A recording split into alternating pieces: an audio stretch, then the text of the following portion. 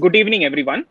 First of all, let me thank each and every one of you for the overwhelming response that we have got for this first event of the Heart and Stroke Foundation of India and taking your time out from your busy schedules to be a part of this webinar.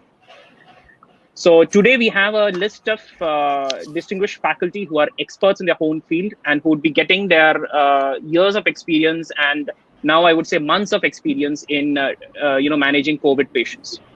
So very rarely do we have events like COVID-19, which has had an impact either directly or indirectly all over the world. Other than the World War, I don't think anything else has impacted our lives in such a big way. And it is not just the healthcare setup that has been impacted by this. It is also the economic as well as the social spectra that has been affected by the COVID. And even it has impacted the American Heart Association as an organization. And the AHA guidelines in resuscitation, as you know, has been very effective and successful in routine resuscitation practice.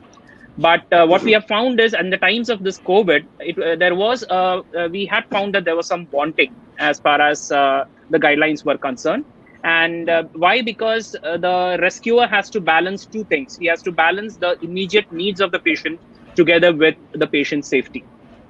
So what we did as the American Heart Association is we partnered with many organizations, both domestically in United States as well as internationally. And we came out and compiled these interim guidelines. So today we have a panel of 5 esteemed faculty from various specialties. I'll introduce them one by one. First of all, we have the first talk will be taken by Dr. Vishwas Sathe. He's a professor of anesthesiology and he heads the cardiac anesthesia unit in MGM Medical College, New Bombay. And he is right now in the epicenter of the COVID crisis in the country. And he's a regional faculty for the American Heart Association. So welcome, Vishwas. Next person that we have, the only lady in the gang, is Dr. Vanitha Mittal. So she's currently working as a general manager of academics at Max Institute of Medical Excellence, which is a unit of Max Healthcare Initiative Institute. She's been a former head of the Department of Emergency Medicine in various Max hospitals in Delhi. She's a member of the Niti Aayog's working group on public-private partnerships for non-communicable diseases. And she's also a technical expert in the Healthcare Sector Skills Council. She's been one of the longest serving regional faculties of the American Heart Association. So welcome, Dr. Vanitha. Thank you. Third, we have a special person, Dr. Venugopalan PP. And it's a privilege for us that he's presenting the webinar on his birthday. So first of all, happy birthday to you, sir. And so Dr. Venu, sir, is the director and the lead consultant in emergency medicine in Aster Group of Hospitals. And he's a site director for George Washington University. He's also been an experienced regional faculty for the American Heart Association, and he was an expert faculty for the Guinness Record event that we conducted last November, in which we trained more than 28,000 children in hands-only CPR. He is the deputy director of MIMS Academy, and he's been instrumental as the founder and the executive director of the Angels International Foundation and Trust, which runs the most organized free hospital EMS setup in Kerala. Fourth, we have Dr. Arindam Kar, who's an expert. Arindam, can you wave? So he brings with him his expertise in critical care. He's currently the director and the HOD of the CMRI Institute of Critical Care. He's the director and founder of SATS Academy. He's an executive committee member of the Indian Society of Critical Care Medicine, and he represents the Asia Pacific zone of the European Society of Intensive Care Medicine. He was instrumental in launching the eICU program to connect the eastern and the northeastern parts of India, Nepal, Bangladesh, Bhutan, and Myanmar. And finally, we have Professor Dr. Ravi Kumar sir, who brings with him a long year of a career that has spanned as 36 years in US and an oncosurgeon, is an expert in systems of care and patient safety. Sir is currently the president of All India Institute of Medical Sciences, Mangalagiri. He's a member of the institute body of AIIMS, Raipur. He is the WHO Global Patient Safety Experts Committee member on curriculum development. And he also is a part of the Government of India Health Technology Assessment Board of India. He was the former director of the JIPMER Pondicherry and a former vice chancellor of Sri Venkateswara Institute of Medical Sciences, Tirupati. So welcome, Dr. sir. Sachin, we can't hear you. The other faculty, can you hear us? Yes, we can Okay hear. for me. Okay for me Yeah. also. Yeah. So just check your mic. So before we start into the actual presentations, a few pointers for the participants. We have 15 minutes in which each of the faculty will be going through the algorithms. If you have any questions, please type them in the chat box. We will try to answer as much as possible during the webinar. For the rest of the questions, this webinar as a recorded version will be available on the HSFI website, and the chat will be answered over there. Still, if you feel that if you want any further clarifications, I'll share my email with you towards the end of the session. Please direct the questions to me so that I can resource it with the appropriate faculty. Faculty, when the presentation is going on, I would request you to switch off your webcams, and only when your topic comes in, please switch on the webcams. The attendees, if you find that the algorithms are small in size, please zoom into the algorithm. You will be able to see it in the browser. And the algorithms are just the materials that was sent to you before in the registration email. So with this, let me start off with the presentation. Faculty, can you just switch off your webcams? Yeah, sure.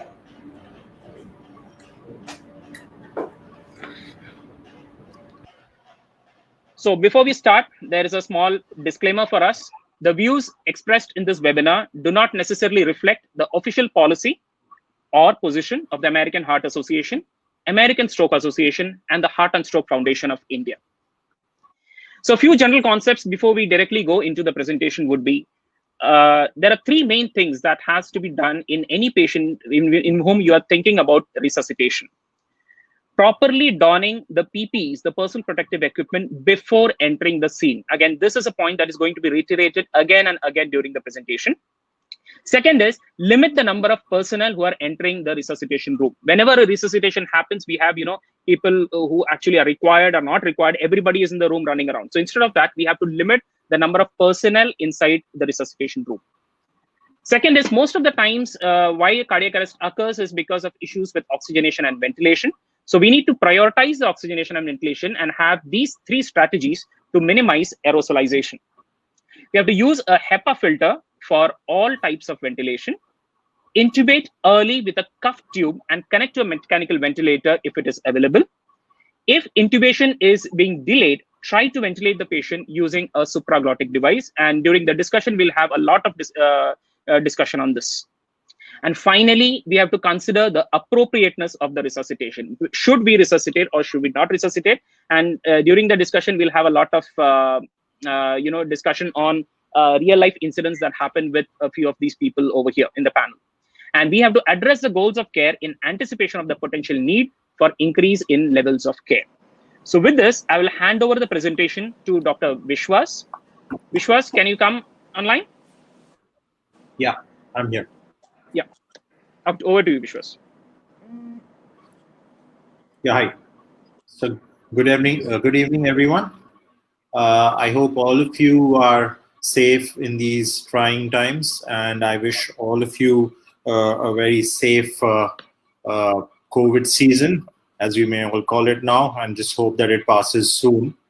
I'm assuming that all of you who are attending this session are essentially people who have trained in some sort of resuscitation, even if it's not AH certified. And that is why we are here to just clarify a few doubts, because obviously all these patients who are COVID positive are also going to be presenting with a lot of other comorbidities, and you're going to have a lot of crashes in the wards or in your ICUs or in your theaters. So we'll just quickly go through the modified algorithm for dealing with these kind of confirmed COVID positive or suspected. As far as when we say suspect, let me just reiterate over here that as far as we are concerned in this situation, every patient is a suspect COVID until proven otherwise. So that's why this algorithm has been changed accordingly, and let's just go through it quickly.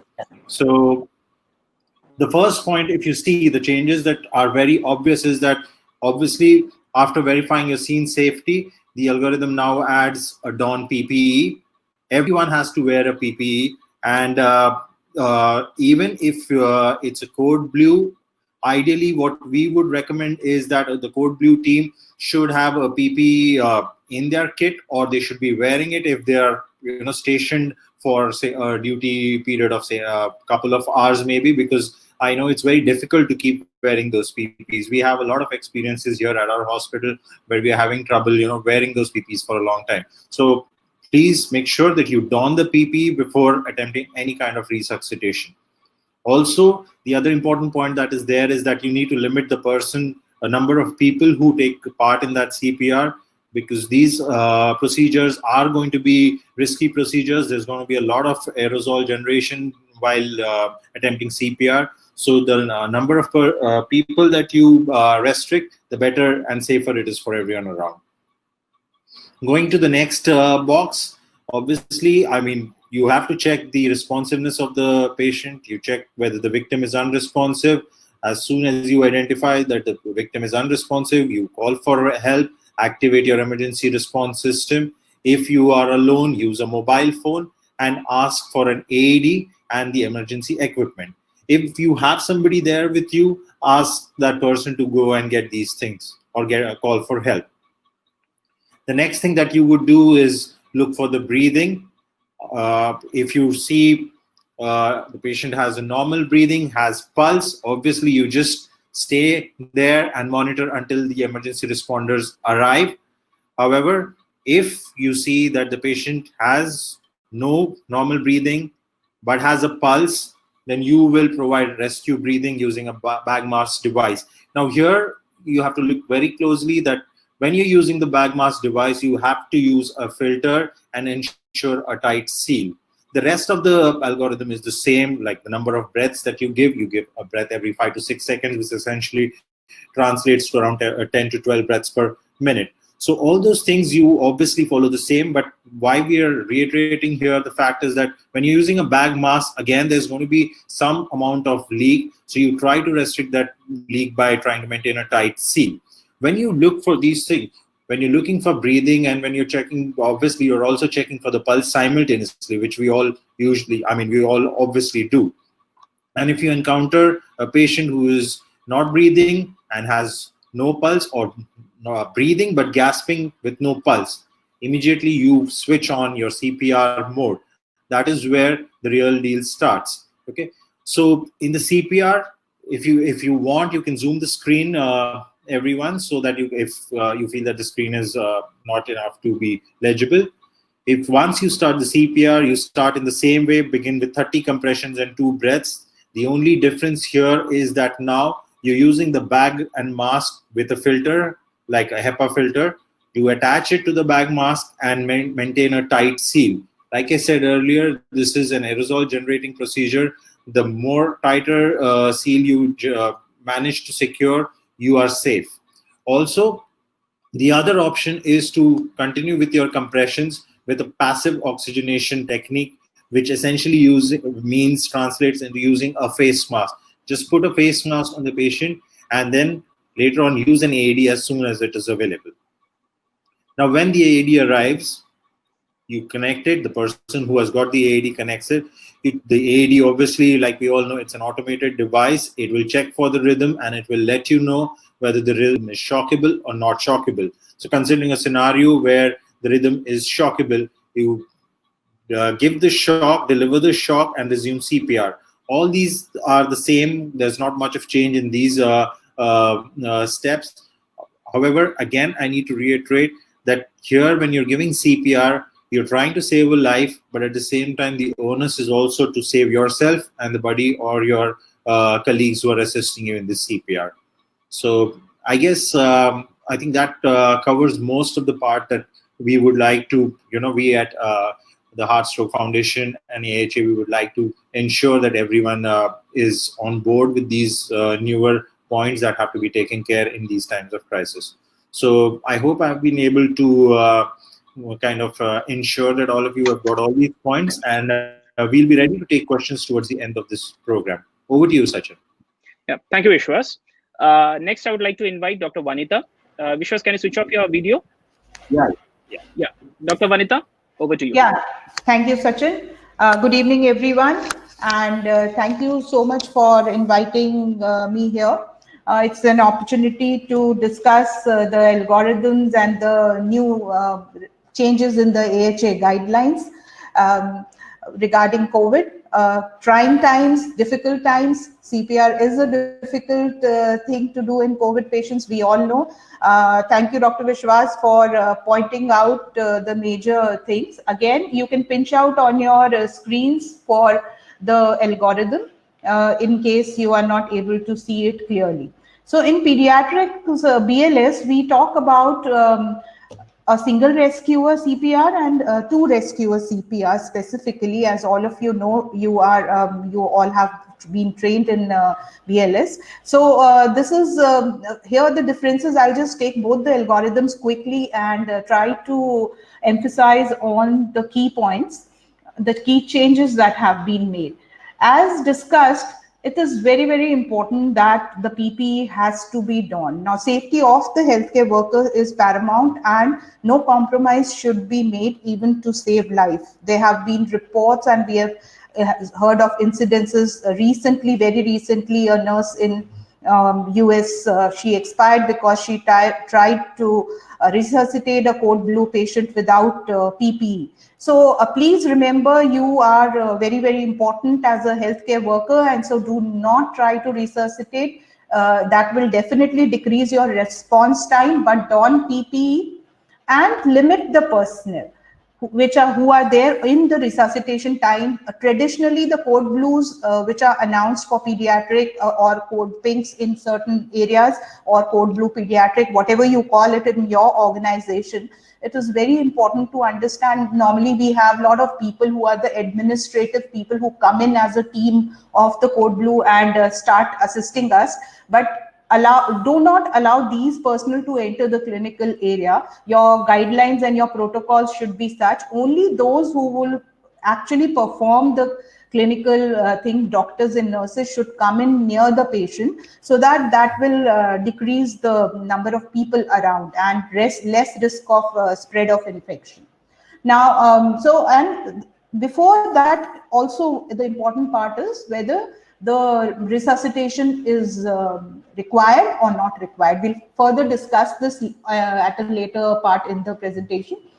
So we know here, as you can see, victim is unresponsive, so you need to shout for help and activate the response system like you always do. There is here at this level, you need to make sure whether you would like to actually perform CPR or patient can be revived, because it's a disaster situation and disaster means the greatest good for greatest people. So here, in case you feel it is futile to perform resuscitation on the patient, then in that case, the decision should be taken. And there's no risk in we should not expose the healthcare workers. Now, important thing here, if you do not have a breathing or pulse in the child, then you have to start rescue breathing. And as Dr. Vishwas just explained, using a bag mask device with a filter and tight seal. The filter ideally should be a viral filter which can filter out the virus, this to whatever comes out. And the seal, it's important to understand about the seal part. Many of the rescuers do not make a tight enough seal, and that allows leakage. So maybe you can use a two-hand technique or have one other person assisting for doing the breaths. That's a very important part here in the change in this guideline. And we go, if this is a witnessed arrest. Now, we all know what is a witnessed arrest. If you've seen the child or the infant in collapse in front of you, then you can take the time to activate the emergency response system and get the AED. So this is because you are a single rescuer. And in case it's not a sudden witnessed arrest, then in that case, begin CPR and you will do the routine 30 compression, 2 breaths, same way for children and infants. And here, you will use a bag mask device with a tight seal. In case you are not able to do that, then in that case, you will only give hands-on CPR.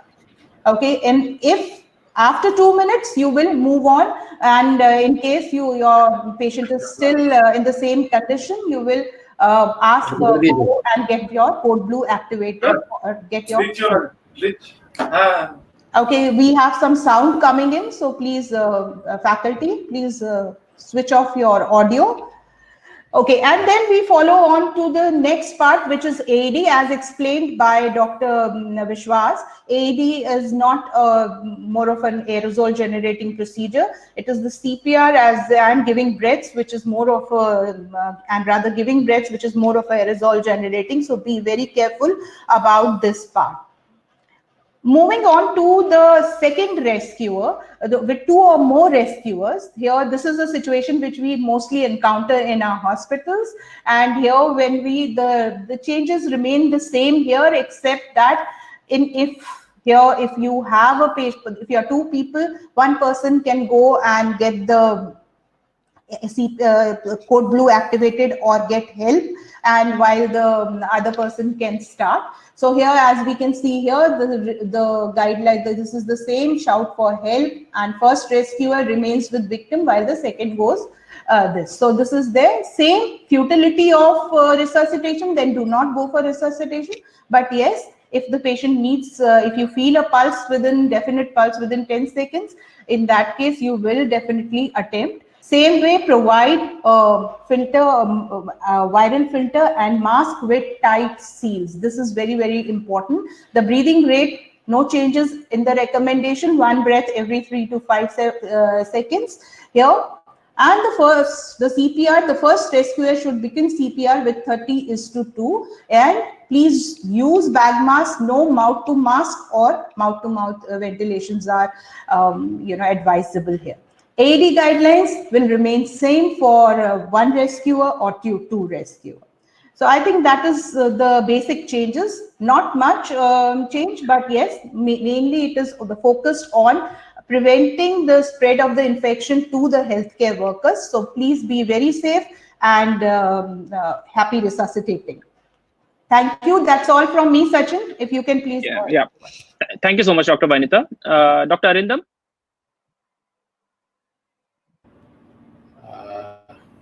Dr. Arindam, can you? Yeah. Over to you.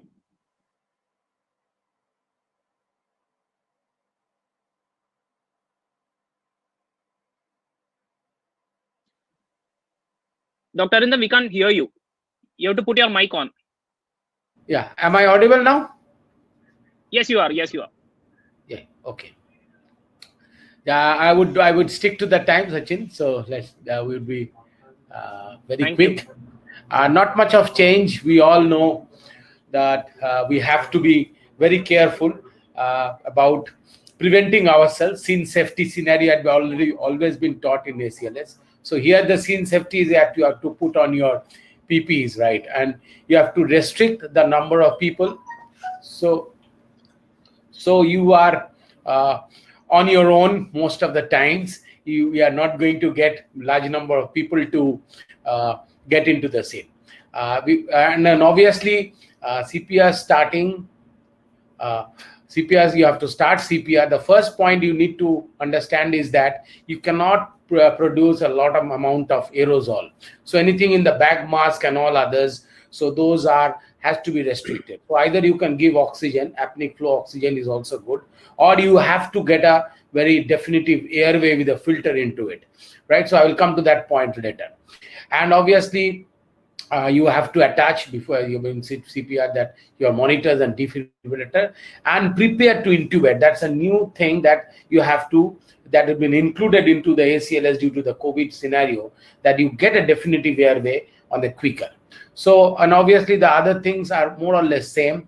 If the rhythm is shockable, right, whether if it is a VF or a pulse-led VT, go for the shock. Most of the things are as before, right? You have to give a biphasic, or if you are still using monophasic, 360 Joule, biphasic according to the company thing, your recommendation, right, around 120 to 200 Joule. And if it is an asystole or a pulseless electrical activity, then you have to resume a CPR itself. So in prioritization of the intubation, right, one thing where the AHA or ACLS is actually recommending that you pause chest compression when you are actually intubating, because if you are still compressing or doing the CPR, there's a lot of your elongation is happening, and the person who is going to do it is exposed to unnecessary risk. And if intubation is delayed, if you are unable to do it, you consider a supraglottic airway, which is still definitive and takes much less time than an intubation. And in intubation, the best person, the most experienced person should do it, because then it reduces the number of attempts as well as the number of exposures. So let the best person go in the first case. And using a video laryngoscope, right? We have, in fact, in government sector, we have propagated that every sector do have a video laryngoscope in their ICUs, and it increases the distance as well as the chances of it. And you can see a lot of other improvisation, those are also happening, where you are even putting some boxes, some covers and all these things to reduce the aerosolization. In cases of obviously the CPR in a shockable rhythm, we do a CPR of 2 minutes. We put the IV accesses and all others uninterrupted. Most of the things are same, right? And we are using epinephrine and all others, then again going for the whether the rhythm is still shockable and all others, amiodarone, lignocaine, most of the same. But where the new thing which is coming, which is being actually sort of encouraged, is the mechanical compression device, because you need to understand that many of the times the rescuers would be much less, and putting all those effort, if you are doing practically with the PPEs and others, it is almost practically impossible. So all this mechanical compression device which are automated, those would be coming very handy in coming days. Regarding your asystole on PEA, right? Most of the things are same. Again, you use epinephrine, IV access, you consider mechanical compression device, and the same, most of the things are same. But you have to also, in those cases, you have to come up with the causes which could be irreversible, right? So 5 HTs and 5H and 5Ts are sort of you need to rule out of that. And regarding the CPR quality, everything remains the same. Good punch of CPRs of 2 inches, minimum 100 to 120, minimal interruptions except for when you are attempting intubation. Please hold on, right? Sort of very aggressive ventilation is not required. If you have put the tube, try to connect the HEPA filter or your antiviral filter at the quickest, right? And obviously, if you are unable to put a tube, try to put a supralaryngeal airway. If you have put the tube, the ventilation rate is 10 per minute or every 6 seconds, and confirmation for both hemodynamics, circulation, and obviously the ventilation can be done through a quantitative capnography. And also, if you are able to put an intraarterial line, that would be also helpful in your ROSC, right? Regarding the shock, I think most of us are using biphasic, so start with the highest amount. Monophasic, if you're still using 360 Joule, and in advanced airway, do not breach the closed circuit. Use the filters always, right? And let the best person do the first attempt. It's no point of inexperienced people trying and then coming one by one. So you're exposing so many people. So that's a name. Regarding drug therapy, most of the things are same, nothing changed. All the dosage and others. In 3 drugs are included: epinephrine, amiodarone, and lignocaine. Regarding your ROSC, right? You need to come up with that when you are talking about that, when it is an ROSC, when you have a good capnography and the blood pressure coming up, we know this is ROSC. If it is not, try to find out and correct the reversible causes, 5H and 4Ts. So this is in nutshell, and rest of the things, if there are any, we will take up in the discussion session. Thank you, Sachin. Yeah, thank you so much, Dr. Arindam. Next, I will invite Venu sir for taking us through the PALS algorithm. Dr. Arindam, can you switch off your video? Thank you, Sachin, and thank you all the participants who wish me that birthday wishes. And Aravind has already mentioned many points in the advanced cardiac life support in adult. Pediatric is also not much different. Most of them are the same. So looking at the algorithm, the major change you can see, what is seen in the yellow. Yeah, what is seen in the yellow. This is like, first of all, like this is a pandemic scenario. Pandemic scenario is our protection is most important. So you don your PPE before entering the code. Make sure that you have that correct PPE and that it is done appropriately. The second one, like if you are doing your code, otherwise 5 or 6 people, here you limit your people. I would say it is not more than 3 people, limit within the 3 people. Then you see like another things after you enter into the code process. Yeah, you can start CPR immediately. Then considering when doing the ventilation, you consider like a back mask ventilation, but remember it should be tight fit, and also always a filter. A filter is always there in between your bag and your like ventilating device, and ensure that it is a airtight seal, and if it is there, not there, you can use a non-rebreather mask also. So simultaneously, here it is, we move for early intubation. So you prepare for intubation. Same way, Dr. as Aravind told, here also while doing your intubation, you post the chest compression for intubation. And also, like if there is intubation is delayed or difficult, you can go for a supraglottic airway. Or you can use like a back mask with a filter.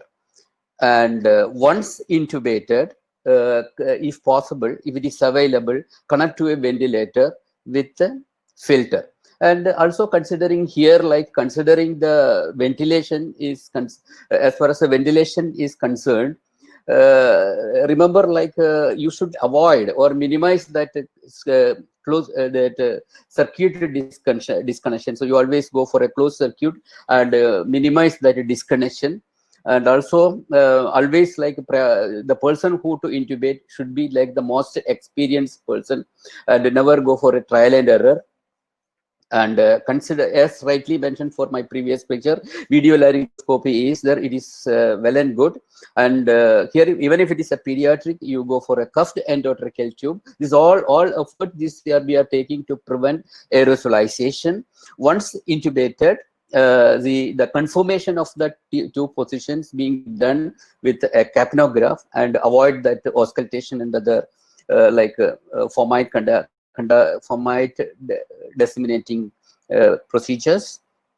Then like once you intubated, then you start your ventilation at a rate of 1 breath in every 6 seconds. And these are the main changes is coming in the airway management and ventilation management. Rest of the pediatric code is the same as the previous one. And if you have any other further doubt, that you can, I think this cover almost everything through this. And my idea is like mainly to highlight this color, this yellow column, but 2 yellow column you can see. That is one emphasize for the PPE, don proper PPE, and also prioritize intubation. And intubation, these are the point that I mentioned. These are the major changes. Thank you, Sachin, and it's over to Sachin. Yeah, thank you so much, sir. So now we'll go on to the discussion part, the part that we are all waiting for a long time. Can I ask all the faculty to switch on their video cams?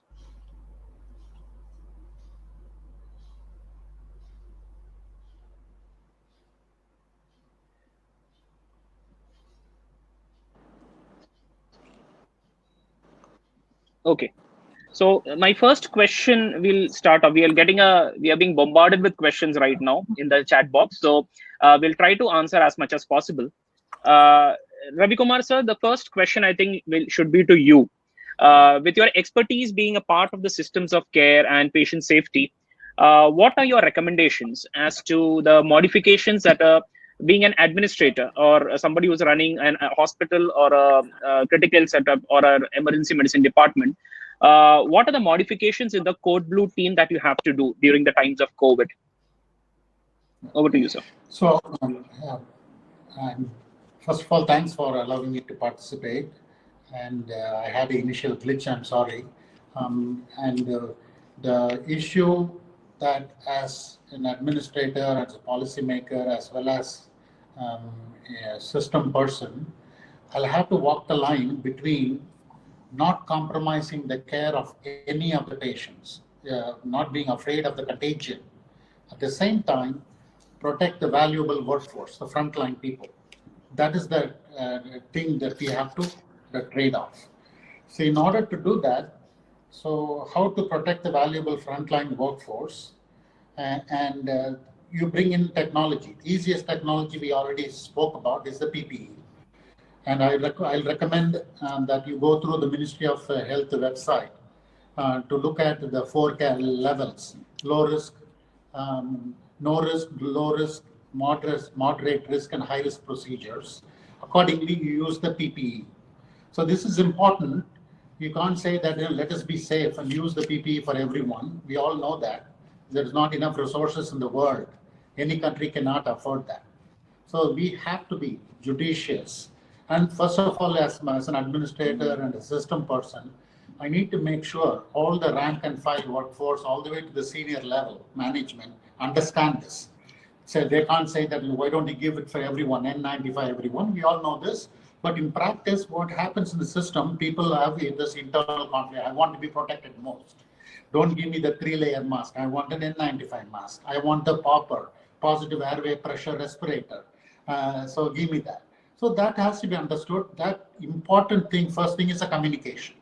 India is doing very well compared to the rest of the world.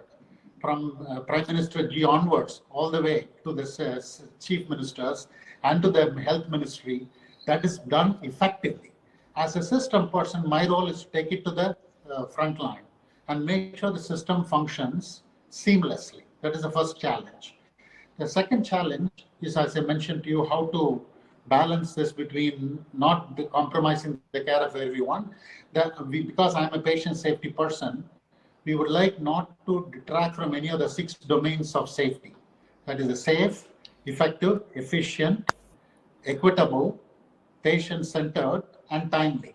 This cannot be compromised. So we need to put in place that everyone understands that all these 6 domains of safety are satisfied.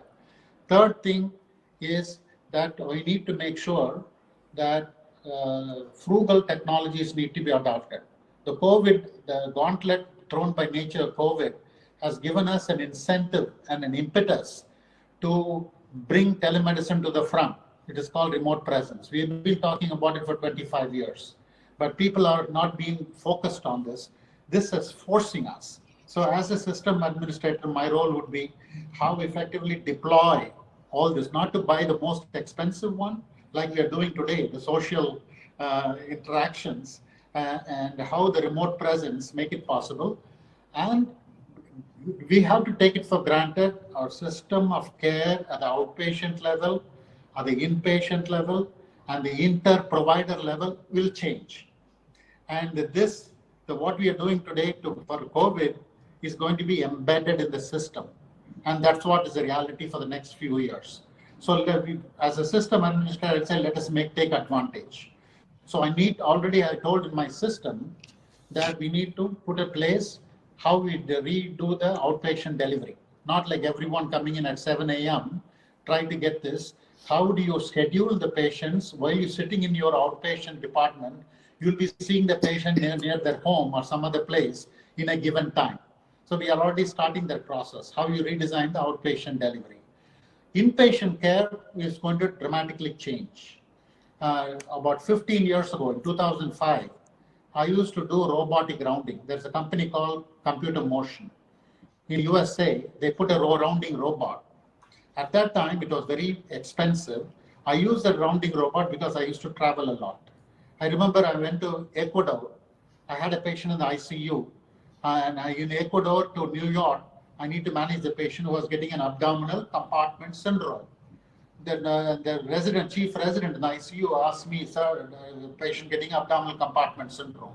I said, I'll come in the robot. I went in the rounding robot, looked over, and I instructed the residents able to do the procedure, open the abdomen, put the tray. Everything was done. My sitting in Ecuador. The procedure was done in intensive care unit at the Long Island Jewish Medical Center on Long Island. But that went away.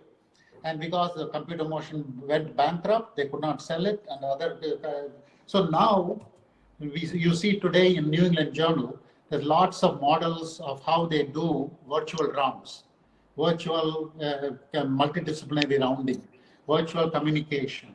So all this I need to adopt and adapt to make sure. So those are my overview in terms of how the system administrator. Couple of important things that was talked earlier. One I want to emphasize, Sachin, is called forward triaging. When you send out the EMT, and in the past, they may suddenly bring the patient to the emergency room. You need to quickly triage the patient to ESI category 1, 2, 3, 4, or 5. Now, we don't have the luxury, nor can we compromise the healthcare workers. And third, we cannot put everybody wearing the protective gear all the time. To do that, one simple thing we have to start, we are already starting, is to make sure there's forward triaging, it's called. So when the EMT start picking up, it's supposed to be the good model anyway, even before the COVID. Now we need to make it embedded, mandatory for every patient coming to the emergency room. We need to do the forward triaging. The EMT has to call the emergency physician. What is the level of the COVID? Is it a suspect COVID? Is it a COVID patient or a contact or a non-COVID with some other emergency? We know guaranteed. Accordingly, we need to prepare the emergency room frontline for PPE. So this is the way I have to trade off between the cost of PPE, protecting the healthcare personnel, giving the optimal care for the patient, stratified to the level of the COVID positivity. So I hope that answers your question. Yeah, sure. So thank you so much. So the concept of remotely managing patients is pretty interesting, especially in these times, because as we was talking about, limiting the number of people in the resuscitation room. So there are a couple of questions, and we'll come to them one by one, in which there are some interesting questions that have been given by the audience. So carrying forward with this, I will go on to Dr. Venu, sir, for your insight on in a pre-hospital setup. How do you train your dispatch teams? How do you train your pre-hospital EMTs during the times of COVID? Okay, Sachin, is a very important question because the EMTs and ambulance people are the frontline warriors. They are directly go in the field and taking the patient. So in Kerala scenario, the all COVID patients transported by 108 ambulance exclusively. If that is not available, then only they will call other ambulance. So whatever these all ambulance people are trained before the starting in the early March or before that, only even a few cases in Kerala, that time itself we placed them train these ambulance people through 5 modules. That module mainly emphasizing on one is if they get a call, how they should triage the patient through the telephonically. Before getting into there, they should have the suspicions. Because sometimes all the confirmed cases, no issue. We can go with at par the full PPE or whatever. Sometimes a unconfirmed or suspected case where is the real risk is lie. So the training model, one is the triage questionnaire and how to use it. Second, we train them the proper hand hygiene and hand wash technique. And third, they trained how to wear the total full PPE, how to don the PPE and how to doff the PPE. And the third, that the training include how to sterilize or to disinfect their ambulance. So apart from that, also we have given a specific guideline for that how to carry a pandemic and a suspected COVID patient, and so which include limit the members in the ambulance, as we talk about the resus code. Here also, in ambulance, also limit the numbers, and only similarly bystanders, limit the bystanders or avoid bystanders to travel in the same this thing. and again like the same kind of wearing the mask for the patient, etc., etc. Apart from that, also like we trained them how the resuscitation process, CPR process, is different from the routine different. So give like more, suppose they are alone, or suppose they're instrumental to call and attend instrument to attend a call in the pre-hospital scenario. So rather than going for the proper our original AHA guideline, will go those time like these guidelines were not was placed. This all after only this thing. So we asked them to teach them like how to mainly emphasis on hands only CPR, and also like avoid like the mouth to mouth, that kind of ventilation, and also put it a mask over the way. This kind of guidelines they given, and after once like the AHA guideline came, it is in place. That is happened 2 weeks after the initial training. This all we formed a specific group, and through that group, this all updated them. Other thing like also like we have that central console, through that they can have that medical direction through the console. So if they have any doubt, that is this console is working in the district administration quarters. I think I answered the important point. Sure, sir. Sure. So I think there is another question for Dr. Vishwas. So the question is, what is the type of filter that you suggest? This is something that, and there is, it's not one, I think I can count 12 questions about what type of filter is required, where to attach the filter. And so you can answer all of them together. And what if there is no filter? Well, you can add 13 question from me to you for the same thing.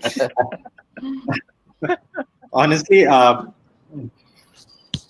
yeah, that's a very important question, because the filter is going to go a long way in protecting all of us. I mean, if we're talking about the ambu bag, obviously you can attach the filter between the mask and the ambu bag, which is obviously a universal connector mechanism. So there is no issue with that.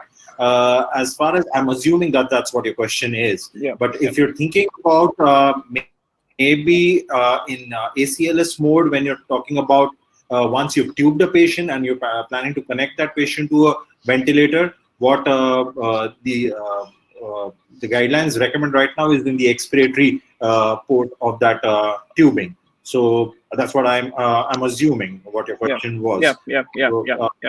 I guess, so yeah. So one more question. I think I'll just defer it to Dr. Venu sir. They're asking that in the in a layperson setup, so in a pre-hospital setup, should we do CPR or should we not do CPR in somebody whom we are suspecting COVID?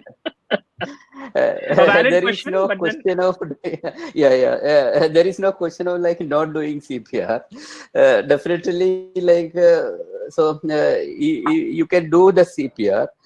What I suggest is like we can practice, we can do like hands only CPR, give like less importance for the ventilation. And apart from that, what you can do, if you have like a mask with you, that mask you can put it on the patient face. That's number one. If no mask, even you can put it a towel or something under, then this will definitely the CPR will produce certain amount of aerosolization, but it is less compared with the ventilation and all. So we should go with the CPR, but ventilation you can restrict, and also this is like hands only CPR will be quite okay. If the patient is ready to do, and then if you have a face shield and all, proper filter and all, maybe you can try, but I don't emphasize on that. I want to add one point on like that filter. Maybe they're thinking about HMV is also there. Maybe people think that whether HMV or HEPA will be filtered. Like I think like both will be filtered. Okay, HMV is okay. It will also like it is also certain. It will also filter virus and bacteria, but not at the level of HEPA filter. That is, I think. I don't know. Just I am adding my thought. Okay, so Dr. Vanitha, coming over to you. Yeah. When you since you are involved too much into training your internal staff as well as you train outside, what was it resuscitation training that you provided, a just-in-time resuscitation training you provided to the people in your hospital as well as when you were, because there are a couple of questions about how to do resuscitation training during the times of COVID, one, and second, what just-in-time trainings you can do at the time of COVID. So thank you, Sachin. Thank you for the question. So there is, it's been a real learning curve for us also to manage trainings during these times. And as Max Healthcare is a COVID hospital, so the first thing was very important, which was there was a lot of apprehension among the staff about treating. So the first thing that needed to be done was set up protocols and guidelines, and then teach the staff about it. And since we were in a state of lockdown and there were government regulations and that we cannot collect people, and there were so many staff required to handle the wards, so what we did was we obviously resorted to technology and used our webinars and video conferencings and videos we made, which we circulated to our staff on donning, doffing, on hand hygienes, on all the important points, which also mean that screening at the entrance of the hospital, and then entering into the ERs and the ICU protocols at all these levels. Each and every protocol was revised with respect to COVID, and trainings were devised around it and done electronically, because most of the staff is already trained on resuscitation. So we did not have too much of a skills issue, but yes, we did have issue with, like intubations, video laryngoscopies, and, without going too near, they should be practicing intubation, which is all the points that Dr. Vishwas and the rest of the people explained. So those are important things which we, the best was to make videos and get it on the, convey it to our staff, and then make sure that they are following it. As far as AHA trainings are concerned, because of the lockdown situation, it's a very good question that how we can further do AHA trainings. So what has been decided, and we are starting very shortly, is to we have a AHA hardcode course which is available, so which will decrease the contact time with the students. So we have started planning for that, and we are procuring that, and we'll start because we have new students, new people joining the organizations, and there's a need to keep doing the resuscitation trainings. We cannot, and also to do it in small groups, around 5 people, 6 people, instead of the routine 30 people that we were doing, and maintain distance, maintain, social distancing, make sure that they are screened before they enter. All those things are to be done, as which has been advised by the government also. So this is how we are planning to take forward, and I would suggest that those who are interested in taking forward their training, they can also utilize hardcode to decrease the student contact time. I hope that answers your question. Yes, thank you so much, Dr. Vanitha. So, Dr. Arindam, I presume you're having some technical glitches. Is it fine? Can I get the question to you? So there are 3-4 questions on prone position ventilation. Sorry, CPR. So we are having patient in the ICU in prone position, and then the patient suffers a cardiac arrest. What do we do? I think that's your area of expertise. Did AHA come up with any policy on prone AHA? Yes. I don't think so. Right. Yeah. So that's the problem. I can. You can give your view practically, and I'll say the AHA statement. You give the AHA thing, because I would be giving my practical experience first. First of all, you see, we are unofficially not very encouraging people to do a proning on ventilation, because doing a proning, it seems very simple, but if you see practically, to get to prone, you need 6 people at least, and that many people are not available in a moderately set up ICUs. You see, the most of the government people are facing the COVID brunt right at this moment, right? And if they're a ventilated patient, putting up any 6 to 8 nurses to prone is very. So what we are doing, or on the contrary, is we are asking an awake proning, right? So better to do a proning before you ventilate the patient, then to ventilated patient and do the proning. So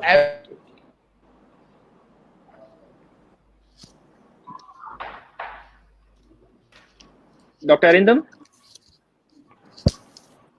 I think we lost his. Yeah, I think we lost him. And we lost him in a very good position with the point. So when we wait for him to come back, I'll just like to expand on this and what is the AHA statement that came out in the interim guideline. So what it says is, if you are having a suspected or a confirmed COVID positive patient who is in a prone position without an advanced airway, then you have to put the patient in the supine position for continuing the resuscitation. So the patient suffers a suspected patient suffers a cardiac arrest in the prone position. Yes, without an advanced airway, get him into the supine, go ahead with the resuscitation. Back. Today this was. Yeah, Arindam, I know you. Yeah, this was. Sorry, I am actually, what is happening is I'm getting maximum calls and this is interrupting sort of thing. Okay, I understand. Sorry for that. Yeah, tell me. Yeah, really having a tough time. Carry on, Dr. Arindam. No, we lost him again. Yeah, poor guy. He's in between the code. He goes, runs, does a code, and he comes back. So I'll just continue with what I was saying about the AHA statement. Whereas, see, none of the studies have shown that CPR is effective or not effective in the prone position. So it's a debate that's going on whether prone position CPR can be done. But in patients who are in the prone position with an advanced airway, for example, you have a patient with ARDS who is having an advanced airway and you are doing prone position ventilation. In such patients, we don't avoid putting the patient in supine, turning the patient to supine position and then initiating CPR because multiple risks. One, risk of exposure, second, risk of the tube coming out, and then aerosolization and all those things will be there. Instead, what they suggest is putting the defibrillator pads in the antero-posterior position, and the CPR can be done in the prone position with the hands kept standard between the T7 and T10 vertebra.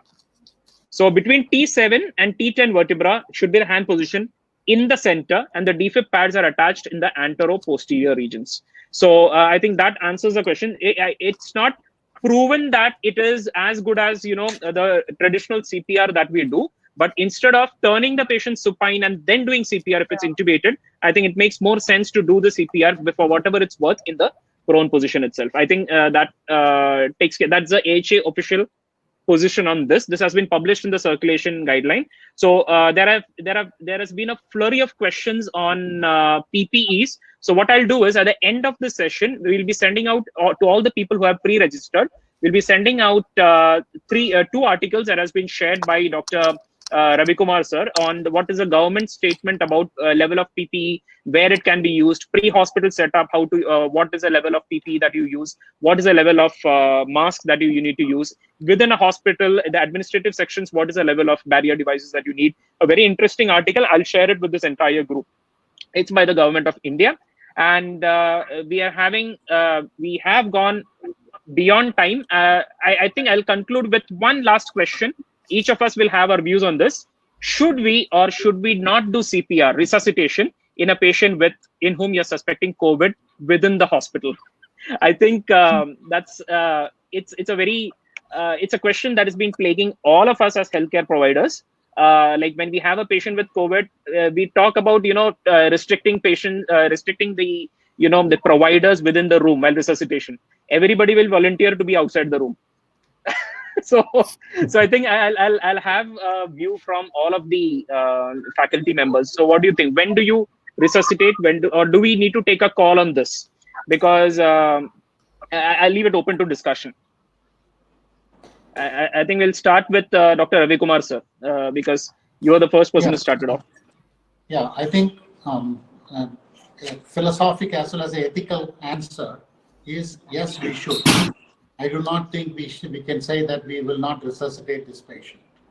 The only exception to that would be not in the patient who's just cardiac arrest, but somebody who's an extremist, terminal stage in the ICU, already not being able to be out.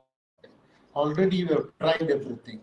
The end result would be almost inevitably the patient is not going to make it. At that time, we need to make an ethical decision in concert with the family or with the administration, whether we should do not resuscitate. So that has been a dialogue still evolving, but there you can make an exception. But beyond that, I think we should resuscitate.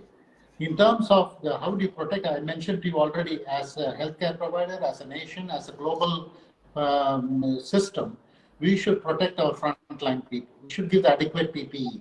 Don't tell them you should go and resuscitate without giving the PPE. So as long as you give the adequate PPE, everybody should be resuscitated, except in a terminal stage patient will not make it. He's not able to be on, not able to oxygenate, his cardiac condition is gone. Then you don't put oxygenate, his cardiac condition is gone. Then you don't put that 20 minutes of extra effort to aerosolization, everything, and put the risk of the healthcare provider. So that is one. The second thing is, you asked the earlier question that relates to that, and people are already in some hospitals I hear, both in US and here, they are putting on COVID call all the time, and somebody doesn't take the COVID call. That is not also ethical. So when there is going to be a shared gain, there will be a shared pain. So people are now doing the rotational things in that is a rational thing. So everybody should take turn. And whether you will have a COVID resuscitation team or non-COVID team will depending on how many COVID calls you get. And I was in one of my hospitals in Brooklyn. You must have seen in the New York, in CNN. There's one of the hospitals I used to work. And they were getting 5 calls, COVID calls every few minutes when they were talking, the intensivists. So in that sense, if you have a non-COVID code blue team, that has to pitch in to help the COVID team. They can't say, I'm not a COVID team. The COVID team has 5 resuscitation going on at the same time. I will not go. So these are all the nuances that we need to work with. And you already mentioned about restricting the number of people, whether you're going to have 3 person, 4% inside, others can be outside. The person who's running the code can be outside and doing the code in the ICU. And the person who's a recorder can be outside also. That person doesn't need to be there. You probably will need minimum of 3 persons or 4 persons around the patient being resuscitated. That's my answer. Sorry for the long-winded answer. Sure, sir, because this is something we wanted your insight on. And I think the last question, I think this is also a valid question. Many people are asking, what is the minimum number of people required in the resuscitation team? So again, there is no fixed answer for that. I would say minimum 3. A compressor has to be there. Airway person has to be there. Defibrillator has to be there. The team leader, if we are in a setup where we can, do this remotely, as sir was suggesting about robotic rounds, yes, the team leader can be away. He can be in a different room. The recorder, one of the defibrillator can act as a recorder, and maybe 1 person. So 3 to 4 would be the ideal people who would be there. But again, this depends on what setup you are, how well trained the people are to switch between roles. If you have people who are not well trained, who can go into or who can switch from one role to another, it makes more sense to have more or less number of people. But the support staff should always be in a outside perimeter. I would say that would be the yellow zone, where people would not be a part of exactly come in contact with the aerosolized things. So I think we have already gone 6 minutes over time. So it has been a genuine pleasure, and thank you so much for the overwhelming response, for the number of questions that are coming. Vishwas, I think you want to say. Just one thing about this, whether COVID should be resuscitated. I just have one experience to share. That just last evening, one of our residents in our medical college hospital, we are an AHA training center, and obviously Mittal ma'am is the one who helped us initiate the training center here. So we have trained our entire resident body in AHA, BLS, ACLS, and all of them are doing their COVID duties. And one of our residents from anesthesia, she's also an AHA instructor. She managed to resuscitate and achieve ROS in a COVID positive patient yesterday. So I think that answers the question. Like what sir said, if the patient is salvageable, you do not, refuse resuscitation to that patient, because that's the same as another patient. Also, one more thing I wanted to add about that prone. I'm sorry, I'm just probably barging on your time limit. Yeah, no, that's fine. That's fine. Please. About the prone thing, a patient who's on prone ventilation, with obviously an endotracheal tube will more likely have an ETCO2 connected to them. So I think so that's why it really makes sense to try and give your compressions even in that position without trying to turn over, because then you have a surrogate indicator of your compression quality. Yeah. Right. So any patient who you should anticipate that this patient will probably deteriorate, you make sure that, I mean, I understand that not all the monitors have ETCO2, but then a patient whom you anticipate would require CPR, make sure that you have a ETCO2 monitor on that patient, because then you get your surrogate indicator of the compression quality. Perfect. I think that. Sachin, just one comment. Okay, because I see a lot of people here are asking about, you know, what to do if there is no PPE available, though Dr. Venu has already answered that. But please, just a reminder, your safety is our priority. So please make sure that you have some kind of a thing available. If not, if you are in the first line, you are at home or outside and there is a CPR patient, try to cover his mouth and nose so that you minimize the aerosolization. Okay, we cannot just shrug from our responsibility by saying that we will not resuscitate. Thank you. I think that's a very good point on which we end. If resuscitation is required, we will resuscitate, but taking care of all the, with all the precautions. So thank you so much. It's been a real privilege for the faculty. I'm very sorry Arindam was having some technical issues, but he's, actively managing patients in his ICU, and it was good of him to, to join a pitch in as much as possible from his ICU. Thanks to all the faculty members, all the attendees, and a special thanks to the team from HCP Forum for organizing this webinar. And on behalf of the American Heart Association and the Heart and Stroke Foundation of India, a heartfelt thanks. Thank you so much. And we'll be sending out the documents to you. Yeah. On behalf of all faculty, we'd like to thank Dr. Sachin and the Heart Stroke Foundation of India and AHA for the opportunity. Yeah, sure. Thank you very much. Thank you. So we're going offline. Thank you, Sachin and all faculty. Thank you. Thank you all participants.